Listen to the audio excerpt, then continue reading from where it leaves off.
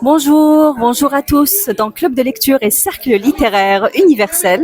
Alors nous sommes à la résidence de l'Union européenne à Alger et je suis là pour le nouveau roman de Houria Boustira. Houria Boustira, bonjour.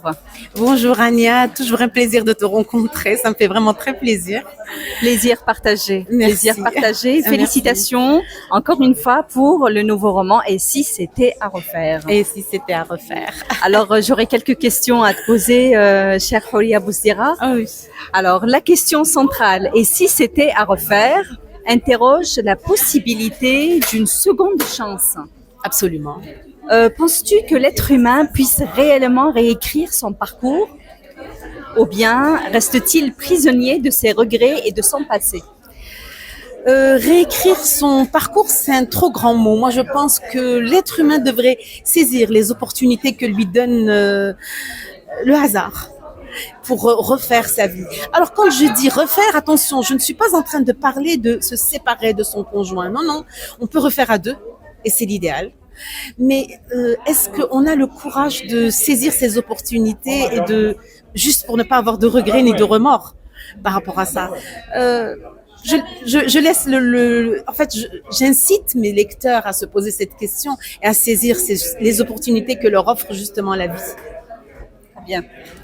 Alors, la deuxième question, tu as évoqué le village de Taher. Oui. Donc, le village de Taher comme un véritable microcosme de l'Algérie. Absolument. Quelle place accordes-tu à ce décor dans le roman? Alors, simple arrière-plan ou bien personnage à part entier qui influence la destinée des protagonistes? Alors, il faut dire que je suis originaire de ce village. Je n'y ai jamais vécu. Mais sincèrement, j'y retrouve mes sources. Je me retrouve là-bas. J'adore ce village, qui est un gros village d'ailleurs. Il est à 19 kilomètres de Gigel. Et c'est vraiment il n'est vraiment pas en arrière-plan. Il fait partie intégrante de mon roman. Je décris la vie qui se passe là-bas, qui se déroule. Une vie simple, c'est convivial, c'est chaleureux.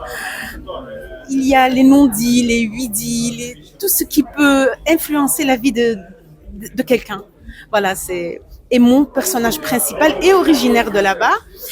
Du reste, c'est vraiment tout est imaginaire, mais j'ai eu du mal à me mettre dans la peau d'un homme. Parce qu'il faut dire que mon personnage principal, c'est un homme, mais ce n'est pas toujours aisé de réfléchir comme un homme, de penser comme un homme quand on est une femme. C'est vraiment pas simple, mais j'ai adoré cet exercice. Justement, en parlant de ça, la relation mère-fils. Alors, la relation mère-fils est décrite avec beaucoup de tendresse dans ton Absolument. roman. Est-ce que pour toi, c'est une forme de refuge face à la domination patriarcale?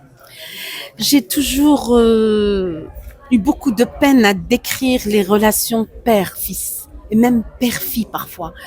C'est très contradictoire. Tous les papas aiment leurs enfants, mais ils ont tellement de mal à le montrer, très peu démonstratifs.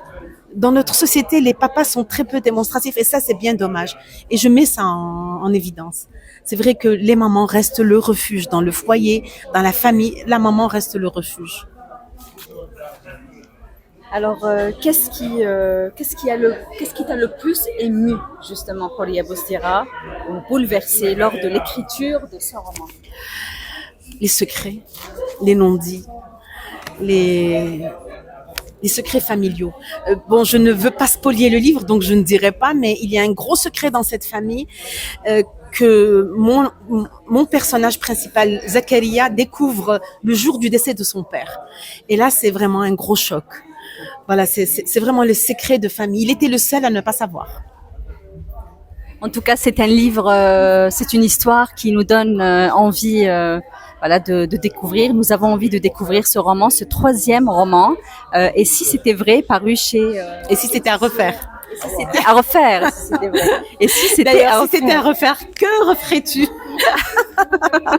Beaucoup de choses. Beaucoup de choses, oui. Beaucoup de choses, effectivement. En tout cas, merci infiniment pour la résistance, pour le courage, pour la ténacité, chère Houria Boustira. Merci à toi. Merci infiniment pour cet échange émouvant.